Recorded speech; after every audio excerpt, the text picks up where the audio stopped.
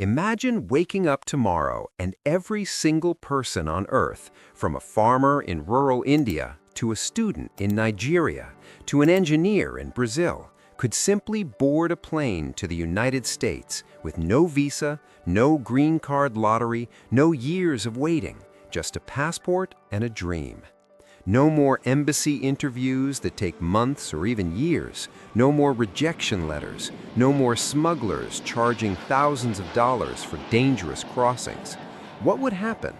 Would America become the greatest nation in history, or would it collapse under its own success? Today, we're diving deep into this wild thought experiment. What if America gave every human being on the planet an American visa? We'll explore the massive economic boom, the cultural transformation, the social chaos, the political fallout, and whether this could actually double the world's wealth or destroy the American dream forever. Stick around till the end because the conclusion might surprise you. If you're new here, hit that subscribe button and let's get into it. Right now, getting a US visa is incredibly difficult for most people. Wait times for visitor visas can stretch 6 months, a year, or even longer in countries like India, Mexico, or the Philippines. Green card backlogs for some countries last decades. The US currently has about 350 million people. Legal immigration is tightly controlled, only around 1 million green cards per year, plus temporary visas. But polls tell us something shocking. Gallup has asked people worldwide for years, if you could move to any country permanently, where would you go? The United States is always number one. Estimates range from 140 to over 150 million adults who say they would move to America if they had the chance. That's roughly the entire population of Russia, or half of the United States, wanting to come. And that's just those who admitted in surveys. The real number could be higher. Under our current system, only a tiny fraction actually make it. But in our thought experiment, the floodgates open wide. Let's simulate this. Day 1. Borders effectively open for anyone with basic documents. Millions would arrive almost immediately. Family reunifications first, then young workers chasing jobs, students, entrepreneurs, and people fleeing poverty or instability. In the Marshall Islands, where the U.S. already has a compact allowing free movement, about 1/3 of the entire population has moved to America. Scale that globally, we're talking tens of millions in the first few years alone. Economists who study open borders estimate that in the short term, low-skilled migration would surge into sectors like agriculture, construction, hospitality, and caregiving, jobs many Americans don't want at current wages. Housing prices in big cities would skyrocket even faster than today. Schools would overflow. Hospitals would face huge demand. But on the flip side, businesses would boom. Labor shortages would vanish overnight in many industries. Wages for low-skilled native workers might drop initially due to increased supply, but overall economic activity would explode. Immigrants don't just take jobs, they create them. They start businesses at higher rates than natives. They spend money, pay taxes, and fill roles that keep prices lower for everyone else. Historical waves of immigration built modern America.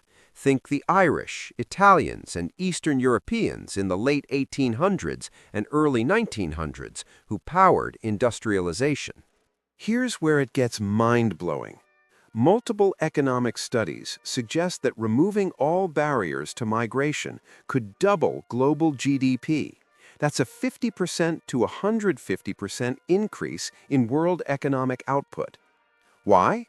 Because a worker in a poor country might earn $5 a day doing the same job that pays $20 an hour in the US.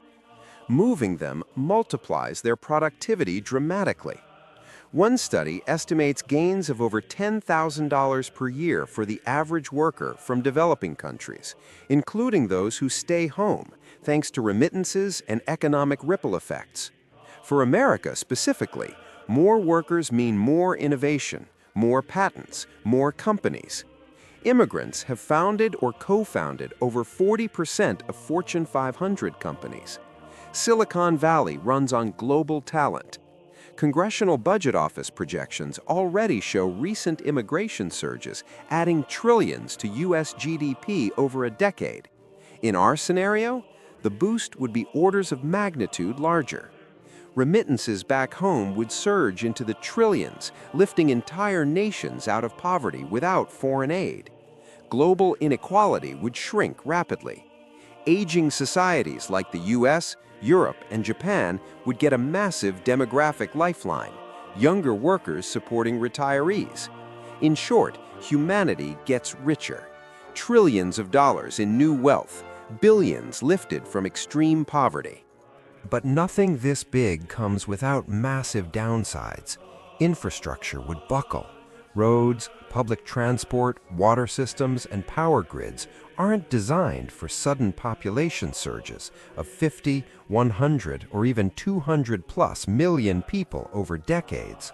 Housing shortages could turn into full-blown crises. Welfare systems and public services would face enormous pressure. Even if immigrants contribute taxes long-term, the upfront costs for education, healthcare, and housing hit local governments hard. Culturally, America would transform faster than ever.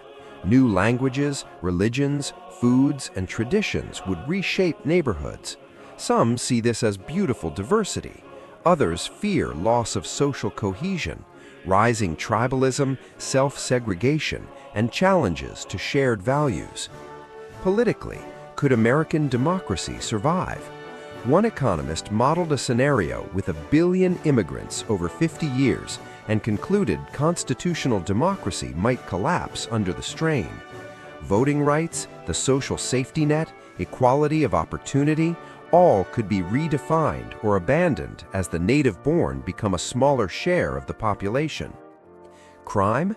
Studies show mixed or no clear link between immigration and higher crime rates overall, but rapid change breeds tension and resentment on all sides. Brain drain from poor countries could worsen their problems temporarily, even as remittances help. And national security? Screening billions of people is impossible, though most migrants just want work and safety, not harm.